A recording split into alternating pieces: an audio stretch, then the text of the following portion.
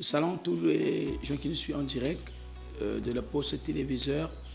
Je suis le prophète Gaël Bouissé, le pasteur principal de l'église Jéhovah Sabaoth, le représentant de visionnaire du Sabaoth au Congo. Je vous bénis dans cette émission qui est intitulée « Les types de délivrance ».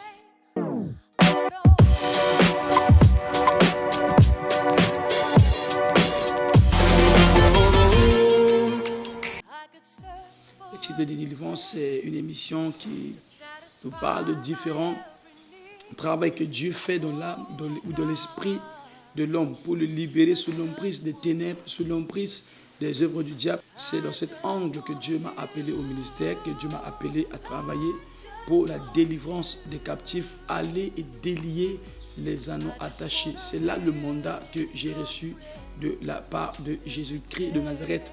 Nous venons de suivre trois types de témoignages, de grands témoignages. Celle qui avait perdu son enfant, volé dans le monde de la sorcellerie, et celle qui avait eu le cancer de l'utérus, et celle qui avait eu le VIH et que le Seigneur les a guéris. Alors la Bible déclare dans le livre de Colossiens chapitre 1, le verset 13, qui nous a délivrés de la puissance des ténèbres et nous a transférés dans le royaume de son Fils d'amour. Sachez que Dieu de délivrance continue toujours à travailler. Le miracle n'est pas resté au temps des apôtres. C'est un mensonge qui est venu tout droit du puits de l'enfer. Plusieurs personnes parlent de guérison, de délivrance, les miracles et les délivrances restaient au temps des apôtres. À notre temps, ça n'existe pas. Si ça n'existe pas, ça veut dire Jésus a vieilli, Jésus a déjà arrêté son travail. Tant que la parole de Dieu continue toujours à exister, Dieu continue toujours à travailler parce que Dieu n'est pas dans son église, mais Dieu est dans sa parole. Avec tous ceux qui ont la foi à la parole de Dieu, ils vivront la main de Dieu. Il nous a délivrés de la puissance des ténèbres et nous a transférés dans le royaume de son Fils d'amour. Ceux qui ont témoigné parce qu'ils ont eu contact avec l'onction de Dieu, ils ont eu contact avec la main de Dieu. Dieu est omniprésent, mais il n'agit pas partout. Il agit par des lieux spécifiques. S'il fait sa grâce et que tu rencontres ce lieu, tu entres dans ce lieu, tu vivras sa main, tu vivras sa grâce. On a eu à organiser une très grande croisade d'évangélisation de 21 jours de croisade, je crois, du 7 au 28 juillet 2019. C'est là où deux de ces témoins ont vécu leur miracle. L'autre est venue, elle était à l'hôpital, elle avait une grossesse, je crois, de 8 mois, et elle ne sentait pas l'enfant ne bougeait pas de ses entrailles. Elle est repartie à l'hôpital, fait l'échographie, et le résultat, vessie vide. Ça veut dire qu'elle a perdu l'enfant. L'enfant n'est plus dans le ventre. La sorcellerie a volé l'enfant. Le monde des ténèbres a volé l'enfant. Comment les gens croient à la sorcellerie? Les gens croient plus à la sorcellerie. Tout le monde qui suit en direct croit à la magie, croit que la sorcellerie existe, mais il ne croit plus à la présence de Jésus. Il ne croit plus que Jésus est vivant. Pourquoi? Si la sorcellerie existe, si la magie existe, si l'occultisme existe, je vous dis, Jésus est si réel que la sorcellerie.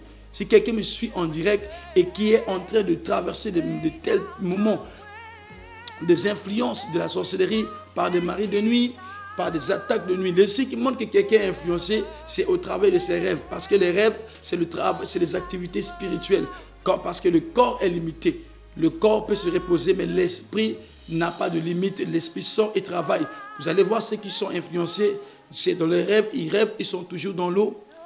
Ce sont ceux qui sont liés par des esprits du monde kabbalistique, on appelle le monde marin, emprisonnés par les mondes des eaux. Ils rêvent toujours, ils sont dans l'eau, ils jouent avec des serpents, ils jouent avec des filles dans l'eau, ou souvent ils marchent au bord de l'eau, ou souvent ils sont toujours dans un lieu où il y a des serpents. J'ai beaucoup de ces témoignages de ce genre-là. Il y en a qui rêvent, ils sont dans la forêt. On appelle ça le monde de Bessifora, que les parents ont pactisé avec des esprits des forêts. Alors il se rêve toujours, il est dans la forêt, on le poursuit de la forêt, il sort de la forêt et il retourne encore de la forêt. Ce sont des gens qui sont possédés, influencés par le monde des ténèbres. Certains rêvent toujours, ils sont dans l'ancienne maison. L'ancienne maison familiale, ils ont déjà quitté il y a longtemps. Souvent, on a même vendu la parcelle, la maison n'existait pas. Mais ils rêvent toujours, ils sont de ce lieu. Certains rêvent toujours, ils ont déjà quitté l'école primaire il y a longtemps. Ils rêvent toujours, ils sont de la classe, ils rêvent toujours de l'ancienne classe de l'école primaire, là où ils ont eu à fréquenter. C'est les influences du monde spirituel. Certains rêvent toujours, ils mangent avec des gens qui sont déjà morts, la famille qui sont déjà morts. On appelle ça le monde chromanium, le monde des morts. Alors, ils ont été emprisonnés. Ce sont les différentes prisons du monde des ténèbres. Quand tu rêves ce lieu, tu es déjà emprisonné. Il y en a qui rêvent de couches de nuit. Ils font toujours des maris de nuit ou des femmes de nuit. Ce sont des prisons. Ce sont des gens qui sont influencés. Il peut prier, il peut aller à l'église, il peut être baptisé et prendre des communions, mais ça ne changera pas. Ce domaine a besoin de la délivrance. Il faut que Dieu te délivre. Alors, c'est là où tu seras libéré, c'est là où tu seras restauré. La Bible dit que Jésus, dans le livre de Luc chapitre 13, à partir du verset 1 au verset 13, 10 verset 13 là-bas, la Bible déclare que Jésus est rentré dans les synagogues, il a aperçu une femme qui était courbée. Et Jésus a dit que femme, tu es délivrée de ton infirmité. C'est une fille d'Abraham. C'est une croyante qui était à l'église chaque jour, qui était au synagogue, qui adorait chaque jour. Mais elle était sous l'emprise des ténèbres. Aller à l'église n'est pas le synonyme de sortir sous le joug des ténèbres. Aller baptiser, prendre les communions, chanter pour Dieu, être protocole, être sécurité, n'est pas le signe que tu es déjà délivré. Parce que quand le diable te met sur son emprise, il faut une puissance pour te libérer sous l'emprise du diable. Alors plusieurs personnes sont dans cet état et plusieurs personnes ont abandonné Dieu. Ils retournent dans le monde, ils retournent aller voir les féticheurs, les marabouts. Pourquoi? Parce qu'ils étaient à l'église, mais la situation ne change pas. Ils étaient à l'église parce que sa situation, les mêmes rêves, les mêmes choses. Seigneur, je chantais pour toi. Seigneur, j'étais protocole. Seigneur, j'étais sécurité. Seigneur, j'ai fait ceci. Seigneur, j'ai donné la dîme. J'ai donné les offrandes. Ça, c'est un autre domaine. Ça, on appelle ça, c'est le domaine de délivrance. Il faut une puissance pour te libérer sous cette emprise. Ses sœurs ont vécu ces choses. L'enfant a été volé dans son ventre par la sorcellerie. Alors, par la prière, dans cette croisade, alors elle a amené son problème. Jésus a dit, venez à moi, vous tous qui êtes chargés et fatigués, et je vous donnerai du repos. Je vous donnerai du repos. Beaucoup de gens ont accepté Jésus comme leur Seigneur sauveur personnel, mais à la fin, ils ont perdu le chemin. Pourquoi? À cause de ces choses. Ils n'ont pas compris. La Bible dit, manque de connaissances, mon peuple périt. La montagne de l'église, la montagne devant les chrétiens n'est pas une grande montagne. Quand Jésus parle, c'est l'ignorance. L'ignorance de l'ennemi. La Bible, Paul a dit, il ne faut pas ignorer les desseins de l'ennemi. Quand tu ignores les desseins de l'ennemi, il va te maltraiter, il va t'influencer et il va te détruire. Aujourd'hui, beaucoup de chrétiens se retrouvent chez les féticheurs, se retrouvent de l'occultisme, de beaucoup de choses à cause de l'ignorance de l'ennemi. Ignorer les œuvres de ténèbres, voilà pourquoi ça détruit des familles aujourd'hui, ça influence des familles aujourd'hui. Aujourd'hui, beaucoup de familles souffrent, beaucoup de familles sont divisées à cause de la sorcellerie, divisées à cause du monde des ténèbres, parce que Satan est caché derrière. Eh bien, nous avons un seul ennemi qui est le diable. Ton ennemi n'est pas ton père, ta mère, non. Tu rêves, tu as vu l'oncle, tu rêves, tu as vu ta maman. Ce n'est pas eux qui sont l'ennemi, mais l'ennemi passe derrière la famille pour te détruire. La Bible dit que là, nous avons un seul ennemi qui est le diable. Bien aimé, l'heure est déjà arrivée. Si tu es dans ces choses, ne cherche pas de gauche à droite, cherchez la délivrance. La délivrance est très importante pour une vie réussie en Jésus-Christ de Nazareth. Le Seigneur m'a envoyé pour te prêcher, pour te parler. Le temps est déjà arrivé pour que toi aussi, si tu te retrouves dans cet état, tu cherches la délivrance réellement. Le Seigneur va te délivrer. Cette sœur, la sorcellerie a volé l'enfant dans son ventre. Elle a passé partout. On ne lui a pas ramené l'enfant. Leur sorcellerie a déjà pris l'enfant dans le monde des ténèbres. Ils ont déjà amené l'enfant dans le monde des ténèbres. Alors, pendant le moment de la délivrance, elle a cru, on lui a parlé de la foi. Parce que tout avec Dieu se base sur le plateforme de la foi. Se base sur le fondement de la foi. La Bible dit que sans la foi, il est impossible d'être agréable. Elles sont venues de cette croisade comme la femme aux pertes de sang. Pendant 12 ans, elle a dépensé tout ce qu'elle avait pour vivre, sans être soulagée, sans avoir la guérison. Mais lorsqu'elle s'est approchée de Jésus, elle a dit seulement, si je puis seulement, elle a activé sa foi, puis seulement toucher ses vêtements, je serai guéri. Quand elle a touché les vêtements de Jésus, elle fut guérie. Et Jésus reste toujours. Je ne suis pas le délivreur, je ne suis pas le guérisseur. Je vous montre qui est le guérisseur, le délivreur, qui est Jésus-Christ de Nazareth. Alors la sorcière, dès qu'elle a cru, on a prié pour elle et j'ai ordonné que les anges de l'Éternel pas ramener l'enfant qui a été volé. Et à l'instant même, l'enfant est revenu, comme vous avez vu sur l'image. L'enfant est revenu dans le ventre et aujourd'hui, elle a son enfant. Jésus lui a ramené son enfant. Quelqu'un dit, mais comment tu peux parler des anges? Oui, c'est Jésus qui a dit dans la Bible. La Bible dit dans le livre de Matthieu, chapitre 26, le verset 53, lorsqu'on a arrêté Jésus, Pierre voulait défendre Jésus. Jésus a dit, tu ne peux pas me défendre. C'est la parole. Si je veux, j'invoquerai mon Père à l'instant. Il m'enverra 12 descendants. Quand il s'agit de combat spirituel, il faut invoquer le Père. Il enverra les anges qui allaient combattre. La Bible dit dans Hébreux chapitre 1, le verset 14, ce sont tous des esprits au service de Dieu, envoyés pour exercer le ministère en faveur de ceux qui doivent hériter le salut. Il est écrit aussi dans Psaume 103 à partir du verset 20.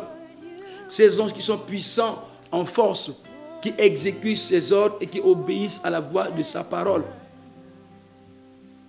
Alors, et le livre de Psaume 34, le verset 7, là-bas, il déclare que l'ange de l'Éternel campe autour de ceux qui le craignent pour les arracher du danger. Alors, on a ramené l'enfant. La parole de Dieu est vivante. Ce qui est dit, la parole de Dieu est toujours vivant. Je ne sais pas que plusieurs personnes me suivent en direct. Si tu es seulement connecté en écoutant cette parole, tu peux être libéré, tu peux être délivré parce que l'onction est disponible. L'onction de délivrance est disponible. La distance n'est pas une barrière. Peut-être tu es à l'extérieur, tu es en Europe, en Amérique, partout où tu es. En croyant seulement, tu peux recevoir ta guérison. Le centenier a dit à Jésus, dis seulement un seul mot et mon serviteur sera guéri. Un seul mot, en écoutant cette parole, peut changer ton histoire, peut changer ta situation, peut libérer tout ce que tu es en train de traverser. L'enfant est revenu, vous avez vu cet enfant, il lui a donné le prénom de Gaël. Lorsqu'il a été délivré, j'ai dit, l'enfant s'appellera Gaël. On n'a pas encore vu l'enfant, j'ai déclaré parce que la Bible dit, la foi c'est croire avant de voir. Jésus a dit, tout ce que vous demanderez en priant, croyez que vous l'avez. Tout ce que j'ai besoin de voir, je dois croire en lui que je l'ai déjà et je vais le voir accompli. Heureux à celui qui n'a pas encore vu, mais qui a cru. Et l'enfant qui a été déclaré, l'enfant est revenu aujourd'hui. L'autre se retrouve avec le cancer de l'utérus qu'elle ne peut pas mettre au monde. Cancer de l'utérus.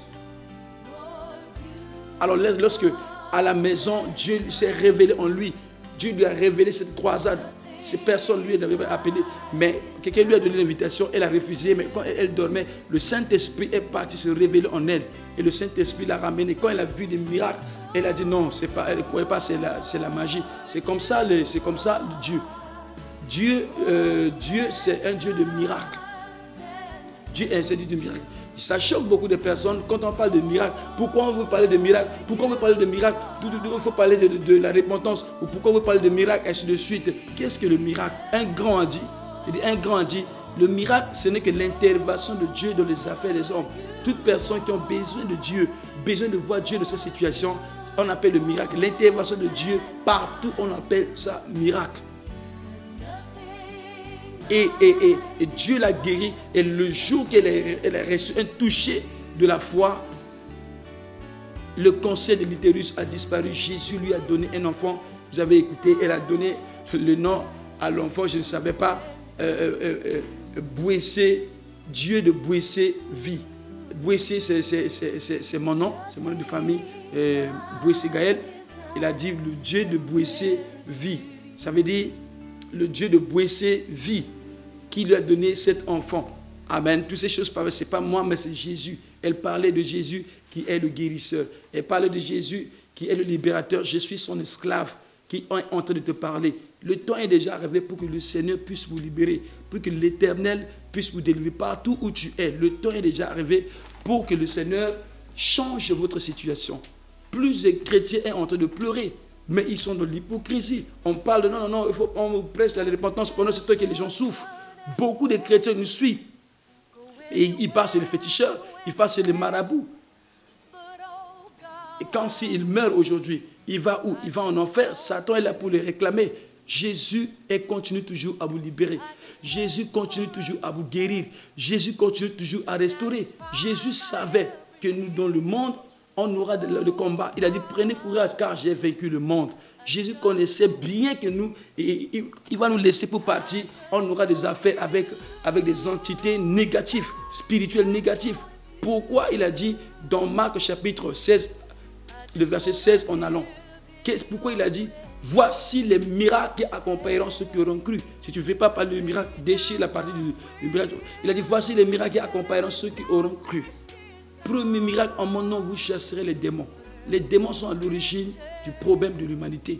Les démons sont à l'origine du problème de tout ce qui arrive dans des familles, des divisions de des familles, qui a lié la vie de beaucoup de personnes, des jeunes qui sont très intelligents, qui ont des diplômes et qui ne font rien, qui ont des grandes potentialités, des grands talents et qui ne font rien, des talents exceptionnels. Aujourd'hui, les vies ne marchent pas. Ils ne comprennent pas pourquoi les vies ne marchent. Ils mettent leur intelligence avant.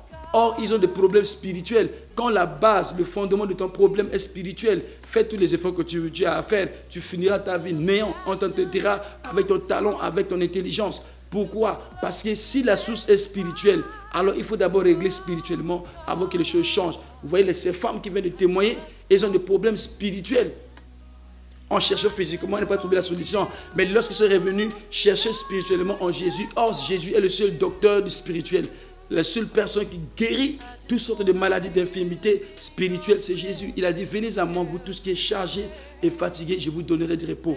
La Bible dit, déchargez celui de tous vos fardeaux, car lui-même prendra soin de vous. Le temps est déjà arrivé pour que nous vivons Jésus.